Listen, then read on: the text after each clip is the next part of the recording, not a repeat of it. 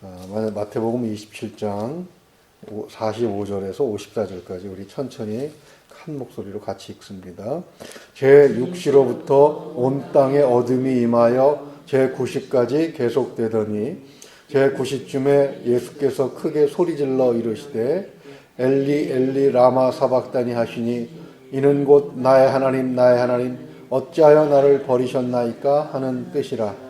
거기 섰던 자 중 어떤 이들이 듣고 이르되 이 사람이 엘리야를 부른다 하고 그 중에 한 사람이 곧 달려가서 해면을 가져다가 쉰 포도주에 적시어 갈 때 깨어 마시게 하거늘 그 남은 사람들이 이르되 가만두라 엘리야가 와서 그를 구원하나 보자 하더라.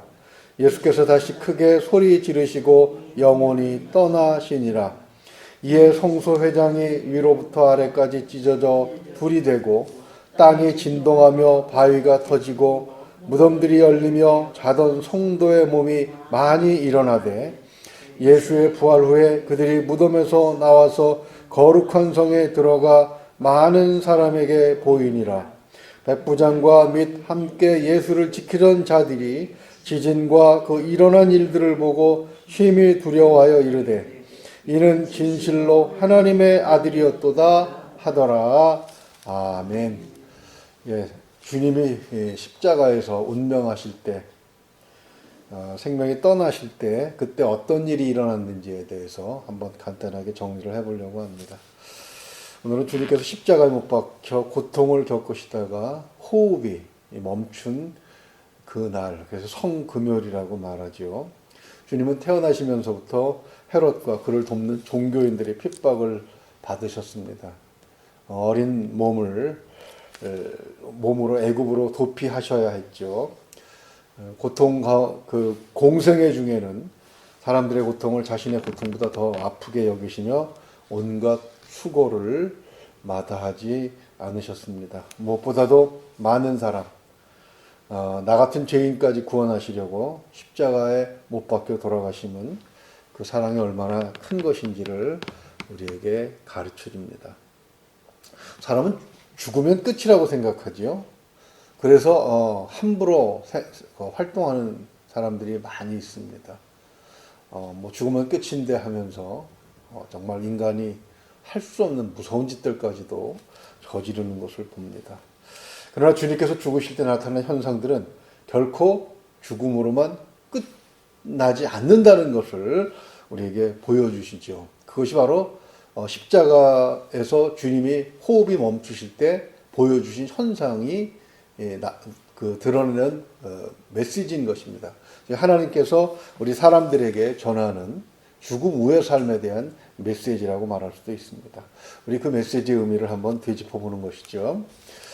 45절에서 49절을 보게 되면 3시간의 어둠이 있었습니다. 45절만 읽어드리면요. 제6시로부터 온 땅에 어둠이 임하여 제9시까지 계속되더니 6시는 지금 우리가 사용하는 시간으로 정오 12시를 말합니다. 낮 12시죠. 오후 3시까지 세상이 어둠에 잠긴 것입니다. 아침 9시에 병사들은 예수님을 십자가에 못을 박고 십자가를 일으켜 세웠습니다. 그렇게 매달리신 주님께서 3시간 매달리신 다음에 그리고 정오가 되었을 때 세상의 어둠이 덮인 것이죠. 어떤 사람들은 일식이 있었을 것이다 이렇게 주장을 합니다. 처음에는 그런 일이 어디 있었겠느냐라고 말하다가 그 역사적 자료들 가운데 분명하게 남아있는 십자가 사건을 보고 더 이상 부정할 수 없기 때문에 세상이 어두워진 것에 대해서 개기일식 같은 것이 일어났을 것이다 라고 말을 합니다. 그러나 천문학자들이 계산을 해보니까 그 시대 예수님이 돌아가셨다고 십자가에서 못 박혀 돌아가신 사건으로 사건이 일어난 시기를 쭉 정확하게 찝진 못합니다. 성경에 두루뭉실하게 기록된 부분들이 많아서 언제 어디 몇 년도 몇 월이라고 말하지 못합니다. 하지만 천문학자들은 그 기간을 아무리 넓게 잡아도 그 기간 중에 일식이 있었던 지구상에 어디도 없었다. 그러니까 지구상에 어디에서도 일식은 없었다. 이렇게 설명을 합니다. 그렇기 때문에 이 어둠은 누군가의 뜻 가운데서 의도적으로 발생한 것이라고 봐야 되는 것이죠. 누구의 뜻입니까? 당연히 사랑하는 아들을 죽음 가운데 내어주어야 하는 하나님의 그 고통스러운 마음, 바로 그것을 의미하는 것입니다. 하나님은 아들의 죽음을 말리실 수 없으셔서 차라리 외면하신 것이죠. 그 어둠을 향해 주님은 46절에서 이렇게 외치셨습니다. 제 9시쯤. 그러니까 이미 3시, 오후 3시쯤이 되겠죠. 3시간은 어둠 속에서 지내신 뒤에 제 9시쯤 예수께서 크게 소리질러 이르시되 엘리 엘리 라마 사박다니 하시니 이는 곧 나의 하나님 어찌하여 나를 버리셨나이까 하는 뜻입니다. 즉 하나님은 주님과 계속 교통을 해주셨어요. 그런데 이 십자가를 못 박히신 동안 이 3시간이라고 하는 시간 동안은 하나님과 단절, 하나님이 외면을 하셨던 것입니다. 요한복음 1장 1절은 이렇게 말씀하시죠. 태초에 말씀이 계시니라. 이 말씀이 하나님과 함께 계셨으니 이 말씀은 곧 하나님이시니라. 태초로부터 주님은 태초 이전에서부터죠. 주님은 아버지 하나님과 전혀 단절된 적이 없으셨다는 그런 말씀입니다. 그런데 이제 단절된 것이죠. 도대체 나 같은 것이 무엇이라고 하나님의 아들 예수 그리스도께서 아버지와 단절되는 고통을 겪으면서 죽어 가셔야 하는가. 하나님의 마음이 나 같은 것 때문에 고통에 잠겨야 하는 이유가 무엇인가. 우리는 그것을 생각을 해야 합니다. 성경은 단 하나의 이유만을 제시하고 있습니다. 요한복음 3장 16절 우리 너무나도 잘 알죠. 하나님이 세상을 이처럼 사랑하사 독생자를 주셨으니 이는 그를 믿는 자마다 멸망하지 않고 영생을 얻게 하려 하시니라. 바로 이 목적. 사랑하셔서 무덤 속에서 소멸되게 그렇게 하지 않으시려고 다시 살려내셔서 영생을 주시려고 그렇게 하셨다는 것입니다. 십자가는 바로 이 사랑을 실천하는 현장이었던 것이죠. 우리는 이 십자가를 가슴에 품고 살아야 하는 사람들입니다. 십자가 없는 사람은 진정한 성도라고 말할 수가 없지요. 하나님께서 사랑하는 아들을 제물 삼으시는 고통을 겪으셨고 주님 자신을 주님이 들이셨기 때문에 완성된 십자가의 사랑입니다. 그 사랑을 품은 사람들은 받은 만큼 어떻게 해야 됩니까? 또한 누군가에게 그 사랑을 주어야 되는 것이죠. 두 번째 일어난 현상은 50절을 보게 되면 예수께서 다시 크게 소리 지르시고 영혼이 떠나시니라.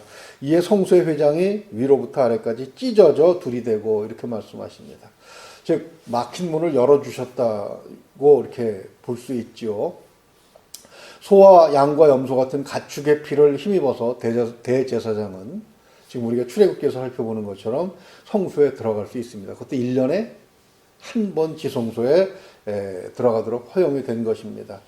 제사장은 성소를 지나서 지성소에서 하나님을 만나기 위해서 회장의 문을 열고 회장의 문을 열 수 있는 조건은 앞에서 말씀드린 것처럼 가축의 피를 쏟으면서 가는 방법밖에 없었어요. 그러나 하나님께서 예수 그리스도의 그 몸을 찢으시면서 회장도 같이 찢으신 것입니다.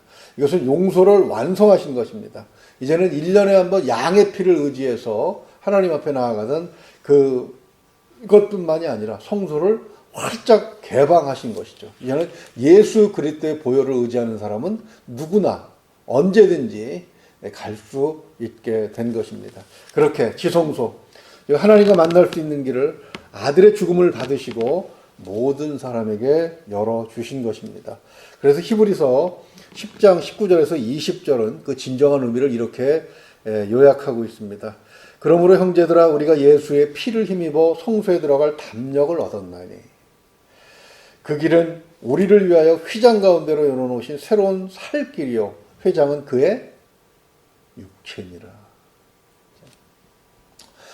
제사장이 그 길을 가축의 피를 힘입어 나아갈 수 있었던 것처럼 예수 그리스도의 보혈을 의지해서 우리도 하나님 앞에 나아갈 기회를 얻은 것입니다. 하나님의 구원 사역, 예수 그리스도의 외침처럼 완성된 것이죠. 완벽하다라는 얘기입니다. 조금도 부족함이나 모자람이 없습니다.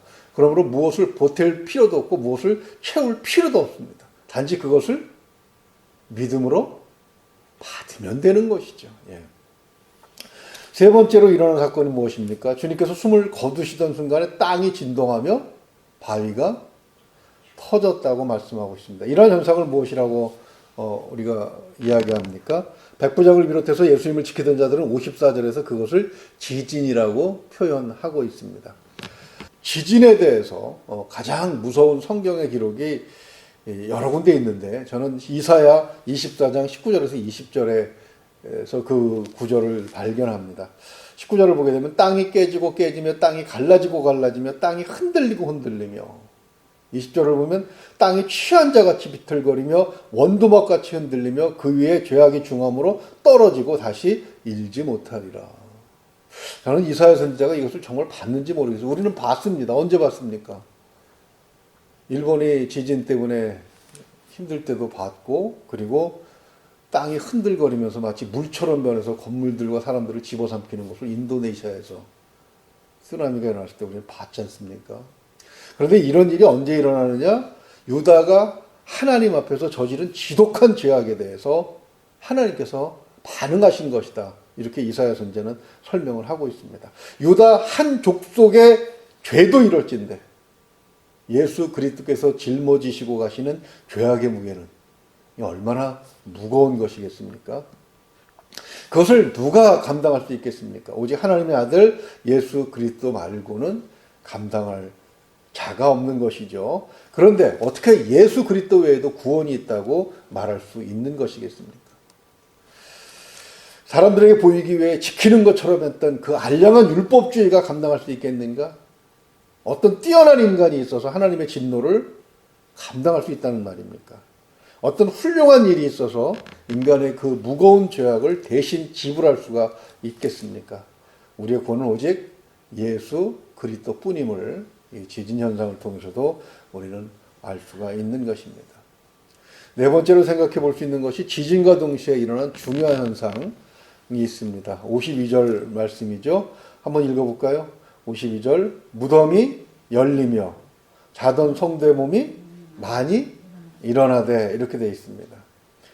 정확하게 말씀드리자면 52절은 지진 후에 곧바로 일어난 일이겠지만 그 다음에 53절 예수 부활 후에라는 시간을 나타내는 구절이 있기 때문에 주님께서 운명하시던 바로 그 시간에 골고다에서 일어난 일은 아니다. 사랑 성도들이 많이 몸이 일어나고 그 다음에 거룩한 성에 들어가는 사건은 언제 일어납니까? 사흘 뒤에. 그렇죠. 예수님보다 먼저 부활할 수는 없으니까 무덤이 열리긴 열렸지만 그 무덤에서 나와서 거룩한 성, 그 거룩한 성으로 들어가는 것은 바로 예수님의 부활과 동시에 일어난 그런 일이기 때문에 오늘 십자가 사건보다는 언제 일어나는지 3일 뒤에 일어난 사건이라고 봐야 되겠죠. 그들이 무덤이 열린 다음에 그들이 무엇을 했는지는 알 수 없습니다만 다만 54절을 보게 되면 많은 사람의 눈에 띄었다는 것이 특이합니다. 54절도 한번 마지막으로 읽어볼까요? 백부장과 및 함께 예수를 지키던 자들이 지진과 그 일어난 일들을 보고 심히 두려워하 이르되 이는 진실로 하나님의 아들이었도다 하더라. 앞에서 조롱하는 말이 있었죠. 엘리야가 와서 도와주나 보자, 구원하나 보자. 49절에 그렇게 조롱했지만 그 백부장과 그와 함께한 사람들이 어떤 예수님을 지키고 있었겠습니까? 십자가에 매달린 예수님이 아니고 이제 숨이 끊어진 다음에 십자가에서 어디로 옮겨져요? 무덤으로 옮겨진 그 예수님을 지키던 사람들이죠. 그러면 그들이 보았다는 것, 그죠? 그것은 무덤을 지키고 무덤이 열리는 것을 그들이 거기서 볼 수 있었습니다. 이것이 말씀하시는 중요한 것은 부활은 십자가의 고난과 죽음 뒤에 일어났다는 사실이죠. 그러니까 십자가의 고난과 죽음은 부활을 위한 반드시 필요한 과정이라고 하는 것을 알 수가 있습니다. 즉 부활이 십자가의 고난과 죽음의 목적인 것이죠. 주님은 우리를 죽음 가운데 내버려 두지 아니하시고 뛰쳐나와서 생명을 얻게 하시려고 십자가에 매달리신 것입니다. 사랑하는 우리를 무덤에서 소멸되게 하실 수 없으셨기 때문에 십자가에서 대신 우리의 죄값을 치르시고 열린 무덤 문을 열고 뛰쳐나오도록 그렇게 하나님 예수님께서 고난을 대신 당하신 것이죠. 주님은 이 일을 두고 미리 하신 말씀이 있습니다. 요한복음 11장 25절에서 26절을 보면은요. 예수께서 이르시되 나는 부활이요 생명이니 나를 믿는 자는 죽어도 살겠고 무릇 살아서 나를 믿는 자는 영원히 죽지 아니하리니 이것을 내가 믿느냐? 이게 마리아와 마르다에게 질문하는 말이죠. 그럼 우리는 뭐라고 대답합니까? 우리가 십자가에서 매달린 주님께서 우리를 지금 바라보시면서 이 질문을 하신다면 우리는 뭐라고 대답해야 합니까? 네, 믿습니다라고 확실하게 대답을 해야 되는 것이죠. 살아서 삼위일체 하나님과 영원한 삶을 살 사람들인 것입니다. 이것을 알고 믿게 된 이후에 남은 삶은 나를 위해서 십자가에서 못 박혀 돌아가신 예수 그리스도를 위해서 사는 삶이 되어야 되겠지요. 왜냐하면 예수님께서 우리의 모범이 되셨기 때문입니다. 이렇게 사는 것이 성도, 홀리 피플, 거룩한 사람들의 삶이라는 것을 주님께서 보여주신 것입니다. 정리하면 오늘 십자가에서 일어난 기적 같은 사건들만을 간단하게 정리해 보았습니다만 하나님은 용서를 완성하시기 위해서 아들을 제물 삼으셨다는 것입니다. 지진이 보여주는 것, 그것은 하나님의 진노의 크기가 얼마나 큰 것인가 하는 것을 간접적으로 말씀하시면서 그 죄를 누가 감당할 수 있겠느냐? 예수 그리스도 외에는 대신 갚아줄 그 누구도 없다라는 사실을 분명하게 십자가 사건, 십자가의 어둠 속에서 우리는 발견하게 되는 것입니다. 아들 하나님은 아버지와 우리에 대한 사랑을 십자가에서 고난과 죽음으로 완성하셨습니다. 그러므로 사도 바울이 고백한 것처럼 우리는 십자가만을 자랑해야 되는 것이죠. 우리가 찬양을 부른 것처럼 그리스도의 모든 것을 십자가를 중심으로 생각해야 되는데 그것은 십자가로 판단하고 십자가로 계획하고 십자가를 통해서 무엇인가를 결정하는 삶을 살아야 된다는 것입니다. 바로 그러한 삶을 살 때 우리는 진정한 성도로서 주님 만날 때 조금은 덜 부끄러운 모습으로 주님 앞에 설 수 있겠지요. 아니 주님 앞에 서게 되는 것 자체만으로도 주님은 기뻐하실 것 같아요. 왜요? 십자가에서 당하신 그 일이 허무하게 무너지는 것이 아니라 완성되는 모습을 우리가 주님께 보여드려야 하기 때문입니다. 그렇게 주님 말씀으로 살면서 우리가 믿음을 가지고 십자가의 사건을 기억하면서 주님 앞에 설 수 있는 그런 우리 모두가 될 수 있기를 주님의 이름으로 축원을 드립니다. 주님께서 우리 대신에 우리 죄값을 짊어지시고 십자가에서 돌아가셨습니다. 오늘 하루 그것을 생각해 보시면서 다른 누군가가 나에게 잘못한 일들이 있다면 오늘 하루쯤은 용서하고 넘어가면 어떨까 그런 생각도 해봅니다. 주님처럼 주님과 같은 생각으로 오늘 하루를 살아드리는 것 그것도 주님께 대한 감사의 표현이라고 생각을 합니다. 주님처럼 그렇게 조금이라도 살아볼 수 있는 오늘 하루가 될 수 있기를 다시 한번 축원을 드립니다. 기도하겠습니다. 은혜가 풍성하신 우리 아버지 하나님, 부활이요 생명이신 주님, 참으로 우리의 죄값을 치르시기 위해 십자가에서 그 모진 고난을 당하시고 죄는 조금도 없으신 분이 온 인류의 죄를 몽땅 짊어지시고 정말 힘든 길을 가신 것을 생각하게 하시니 감사합니다. 하나님, 부활을 위해서 주님께서 고난의 길을 걸어가셨으니 우리는 그것을 믿고 받으며 주님처럼 사는 삶을 흉내낼 수 있도록 하나님 도와주시옵소서. 하나님, 참으로 성령의 충만함을 우리에게 허락하여 주셔서 하나님, 우리뿐만 아니라 우리와 함께하는 이웃들, 가족들, 그리고 직장의 동료들까지도 모두가 예수 그리스도의 십자가의 의미를 깨닫고 그 앞에서 성도가 되는 귀한 삶을 살 수 있도록 우리가 하나님의 도구로 사용되어지기를 원합니다. 우리의 심령이 새롭게 되어지기를 소망합니다. 하나님, 오늘 하루 우리의 삶이 주님의 십자가의 용서를 완성하신 사랑의 마음을 담도록 인도하여 주시옵소서. 성령께서 함께하여 주시길 원하오며 우리 주 예수 그리스도 이름으로 믿고 의지하오며 감사함으로 기도하옵나이다. 아멘.